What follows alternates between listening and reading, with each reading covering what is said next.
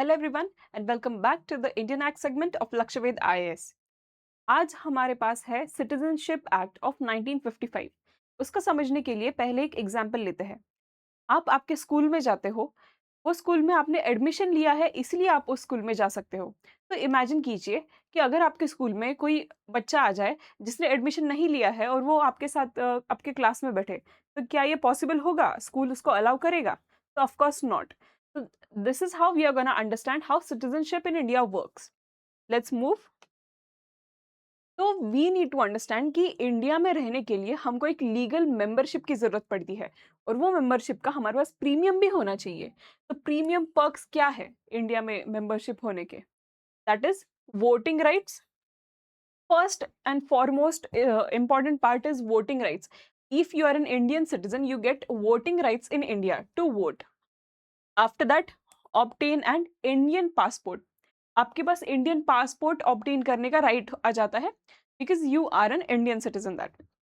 After that, contesting elections. अगर आपको election में खुद खड़े होना है, किसी को खड़े होना है, who is obviously falls under that category, जिनको खड़े होना है, अगर वो इंडियन सिटीजन्स है तो ही वो इलेक्शन कॉन्टेस्ट कर सकते हैं। After that is holds important constitutional position. That is not very important. The terms and conditions, what are there? Citizens have legal and moral duties towards the nation. जो भी Indian citizens है उनको अपने देश के प्रति एक मॉरल और लीगल ड्यूटी है जो उनको फुलफिल करनी पड़ती है as an Indian citizen. After that will understand how what is the background of this act first. So citizenship is mainly a subject of the union government. We need to understand that. After that, it falls under Article 5 to 11 which deals with citizenship. ये part 2 of the constitution में आता है, जिसका title ही है कि citizenship 5 to 11 which was launched on 26 January 1950. Remember the date? Launched on 26 January 1950 because that day constitution was adopted by our country. After that, what was the purpose behind it? Identifying citizens at the exact moment of constitution began. Identifying the citizens at the moment the constitution began.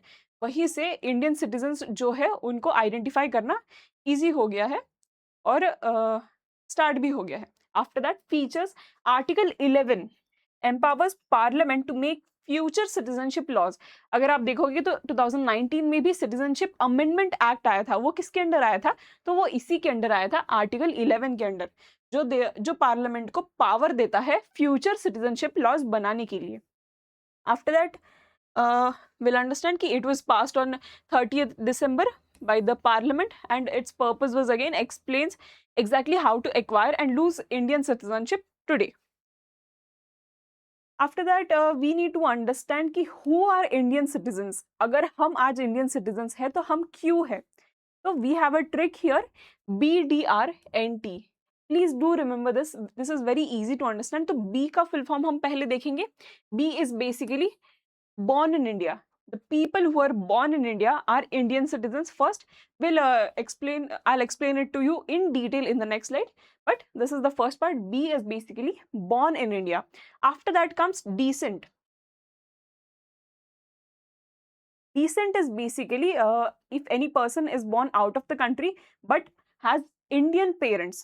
So he is of Indian descent, we'll say. After that is registration for eligible persons connected with India. ये भी हम आगे देखेंगे कि registration कैसे हो सकता है इंडियन सिटीजन बनने के लिए। Then we have territory. A new territory officially becomes a part of India. अगर कल इंडिया ने कोई वर्ल्ड का पार्ट एक्वायर किया तो वहाँ के जो लोग हैं वो ऑटोमेटिकली इंडियन सिटीजन्स बन जाएंगे। That is basically territory. After that N is naturalisation. Naturalisation is nothing but eligible foreigners becoming Indian. ये भी हम आगे के स्लाइड में डिटेल में देखेंगे, but we need to understand BDRNT, that is born, descent, registration, naturalization and territory. After that, we'll understand how a Indian citizen becomes Indian citizen by birth. Citizenship by birth. तो whoever is born between 26th January 1950 to 30th June 1987 is generally a citizen of India. तो ये लोग तब पैदा हुए थे जब India को फ्रीडम मिला था और इंडिया का कॉन्स्टिट्यूशन एग्जिस्टेंस में आया था अप टिल 1987। तो वहां पे कोई अपने मम्मी पापा इंडियन सिटीजन होने की जरूरत नहीं थी, because you were generally born in India between this age, this date. After that, 1st July 1987 to 2nd December 2004, the people who are from this age group, they must at least have one Indian parent. One Indian parent must be Indian citizen.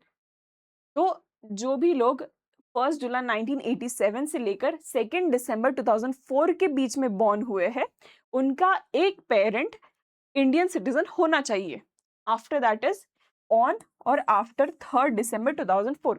और जो भी बाद में, like most of you guys, जो भी 3rd दिसंबर 2004 के बाद born हुए हैं, उनके both the parents must be Indian citizens. पहले सिंगल पेरेंट था, इसमें बोथ पेरेंट्स है, और one must be a citizen and the other must be an must not be an illegal immigrant. Illegal migrants are not allowed in this. Both the parents should be Indian citizens. After that, does not apply to children of certain foreign diplomats. We need to understand कि कुछ certain foreign diplomats होते हैं, like embassies में जो लोग होते हैं, उनके बच्चे इंडियन सिटीजनशिप एक्वायर नहीं कर सकते हैं for some reason. And children of enemy aliens, अगर एनिमी एलियंस मतलब एलियंस नहीं है, बेसिकली एलियन कंट्री, जो कंट्री हमारे लिए एलियन है, जो फॉरेन कंट्री है, उनके बच्चे हमारा कंट्री का सिटीजनशिप नहीं ले सकते। Also a child born in India in 1995 it is a citizen by birth if at least one parent was an Indian citizen. So this was about birth. Now we'll understand citizenship by descent. So citizenship by descent is what? Descent is basically your parents were Indian citizen and that is why you are Indian citizen today.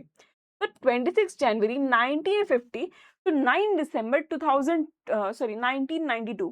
26 January 1950 to 9 December 1992. इस age group के बीच में जो भी बच्चे born हुए हैं, उनके father had to be an Indian citizen.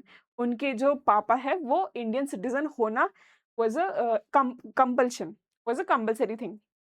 After that, whoever was born between 10 December 1992 to 2nd December 2004, ये एज ग्रुप के जो लोग हैं, उनके either parent could be an Indian citizen. Either means what?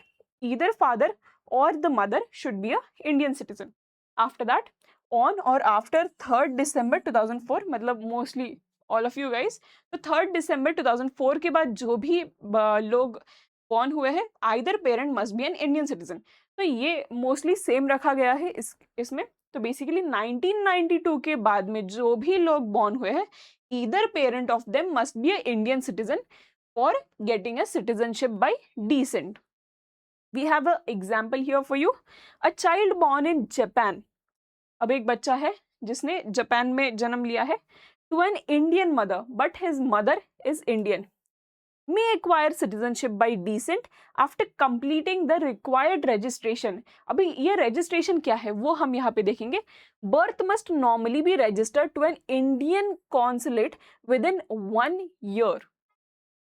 Late registration requires central government's permission. That is another part. But we need to understand कि अगर एक बच्चा जो जापान में बॉर्न हुआ है, उसकी मम्मी इंडियन सिटीजन है, तो वो बच्चे ने यहाँ पे आने के बाद इंडियन कॉन्सुलेट जो है, इंडिया का जो भी अथॉरिटी होगा, गवर्नमेंट में जो भी अथॉरिटी होगा, उधर जाके विद इन 1 year ही और she has to register himself as an Indian citizen, that and then only he can get citizenship by descent. After that, we'll understand registration, naturalization, and territory. So, what is registration? How can you be an Indian citizen by registration? It is for those with Indian connections. Whoever has a connection within India with Indian people can be an Indian citizen by registration. So, eligible groups: person of Indian origin. So, basically, people who are born in India but are staying outside. These people fall under this, persons of Indian origin. After that, minor children of citizens. जो भी बच्चे minor है, 18 के below है, वो after 18 can do registration and be an Indian citizen.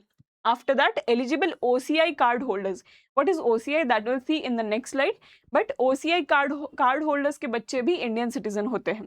And also foreign spouses of Indian citizens. जिनके भी spouses Indian citizen है foreign में, they can be Indian citizen. But we need to understand a caution here कि marriage does not automatically grant citizenship. Please do remember this कि marriage directly आपको Indian citizenship नहीं दे रहा है. After that, by naturalization, requirements: be an adult of good character. Naturalization से कैसे होंगे आप Indian citizen? तो be an adult of good character. You should be an adult that is above 18 and you should have good character. Reside in India for a required period. जो भी required period होगा, जो भी government ने दिया होगा, उतना टाइम के लिए आपको इंडिया में रहना पड़ेगा.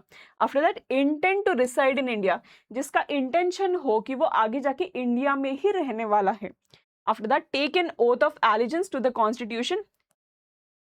वो कॉन्स्टिट्यूशन को अबाइड करेगा, ऐसा अगर उसने ओथ लिया है तो ही वो इंडियन सिटीजन हो सकता है. And no a language listed in the 8th schedule. 8th schedule जो है कॉन्स्टिट्यूशन का, उसमें जो लैंग्वेजेस दिए गए हैं वो लैंग्वेज में से एटलीस्ट एक लैंग्वेज उसको बोलना आना चाहिए. Then and then only he can be an Indian citizen by naturalisation. After that is incorporation of territory.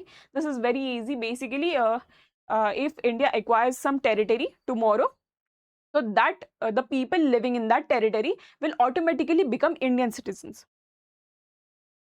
After that, how can you cancel your citizenship? हमने अब तक देखा कि इंडियन सिटीजन आप कैसे बन सकते हो. हम अब देखेंगे कि आप रिवोक कैसे कर सकते हो आपकी सिटीजनशिप. तो मेमोरी ट्रिक इधर भी है. RTD, we need to remember RTD, that is renunciation, termination and deprivation. So what is renunciation? Renunciation is nothing but voluntary unsubscribing it.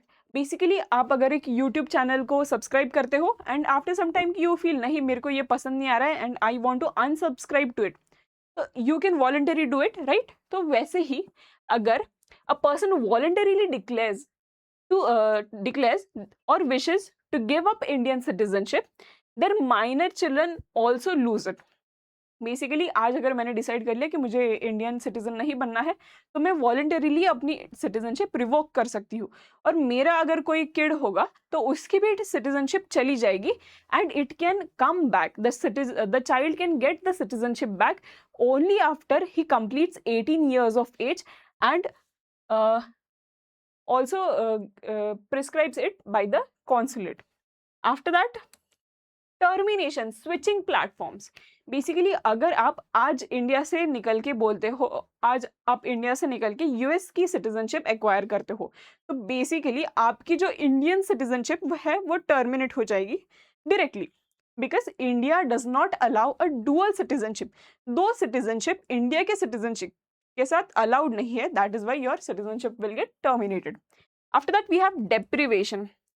The government takes away acquired citizenship if that is obtained by fraud. अगर आप fraudulently Indian citizenship लेते हो, that can be deprived, that can be terminated completely by the government. After that, person shows serious disloyalty to the constitution. अगर कल war अगर India की शुरू हो गई और इंडिया का कोई सिटीजन फॉरेन कंट्री को जाके, हमारा जो एनिमी है उनको जाके इंडिया के बारे में अगर इंफॉर्मेशन दे रहा है तो उसकी सिटीजनशिप भी टर्मिनेट की जा सकती है. और person helped in enemy during war, see a person who is helping enemy during war, his citizenship can also be terminated और other specified legal grounds by the government. After that, now I told you I'll explain to you what is OCI. तो OCI is nothing but overseas citizens of India. Overseas citizens of India. That is basically they are not in. It does not mean कि they are not Indian citizenship and also they do not have dual citizenship. एक ही citizenship मिलती है India में. तो it is foreign citizens receiving certain facilities in India. अगर आप बहुत दिनों से इंडिया में रह रहे हो तो आपको कुछ facilities है जो इंडिया का गवर्नमेंट आपको देगा. तो OCI कार्ड होल्डर्स जो है उनको multiple entry, life long visa and long term stay. आपको पता है कि किसी भी कंट्री में जाने के लिए वीज़ा लगता है, तो अगर आप बहुत टाइम से इंडिया में रह रहे हो, तो आपको ओसीआई कार्ड मिलता है। आप ओसीआई कार्ड होल्डर बनते हो, जिससे कि आपको फ्री वीज़ा मिलता है लाइफ लॉन्ग के लिए। That is also for Indian passport. अगर आपके पास इंडियन पासपोर्ट है, तो आपके पास बेसिकली वो होता ही है। उसके बाद educational and economic benefit. So both of them will get educational and economic benefit as they are residing in India. After that, voting in India. Can you vote in Indian elections? So then the answer is no. You cannot vote in Indian elections because you are a OCI card holder and not a Indian citizen. Then contest in election or obtain passport. तो no, of course you can not contest in election. अगर आप vote ही नहीं दे पा रहे हो तो contest कैसे करोगे? तो basically you can not contest in election and also you can not obtain Indian passport. After that, hold government post. आप प्रेसिडेंट, वाइस प्रेसिडेंट या फिर जज नहीं बन सकते हो इंडिया में अगर आप ओसीआई कार्ड होल्डर हो तो। एंड परचेस एग्रीकल्चर और प्लांटेशन लैंड। आप एग्रीकल्चरल लैंड भी नहीं खरीद सकते हो। ये बेनिफिट्स बस इंडियन सिटीजन्स के लिए अवेलेबल है, ओसीआई कार्ड होल्डर्स के लिए नहीं। तो नाउ विल अंडरस्टैंड कि व्हाट इज सीएए। जो मैंने आपको पहले बोला कि 2019 में अमेंडमेंट हुआ था सिटीजनशिप एक्ट का, सिटीजनशिप अमेंडमेंट एक्ट 2019। उसमें क्या आया है? तो basically citizens of 3 countries, that is Afghanistan, Bangladesh and Pakistan, whoever have traveled from Afghanistan, Pakistan or Bangladesh to India can be Indian citizens, but we have a deadline here for that. They should have entered India before 31st December 2014. कोई भी अगर अफगानिस्तान का आदमी है, बांग्लादेश का है या पाकिस्तान का है, उसने 31 दिसंबर 2014 के पहले अगर इंडिया को माइग्रेट किया है तो वो इंडियन सिटीजनशिप अक्वायर कर सकता है, but he should be from these 6 communities. तो ये 6 कम्युनिटीज में Hindus, Sikhs, Buddhist, Jains, Parsis and Christians आते हैं। अगर आप बिलोंग करते हो ये 6 कम्युनिटीज को and also you are from these 3 countries, then you can acquire citizenship only if you have migrated to India before 31st December 2014। तो citizenship granted only after application and verification, वो तो होगा ही, verification होने के बाद ही आपको मिलेगा Indian citizenship. Now this is all for today's video. तो you have acquired citizenship by BDRNT, that is birth, descent, registration, naturalization and territory, and how you can revoke your citizenship by renunciation, termination and deprivation. What is the OCI status? overseas card holders का क्या status है वो हमने देखा, और CAA 2019 में क्या changes लाए हैं, क्या अमेंडमेंट्स हुए हैं, वो हमने इस वीडियो में देखा। अगर आपको वीडियो अच्छा लगता है तो प्लीज़ लाइक कीजिए, कमेंट कीजिए, आपका कोई सजेशन होगा, आपका कोई क्वेश्चन होगा, प्लीज़ कमेंट बॉक्स में पुट कीजिए, I will try to answer that. Thank you.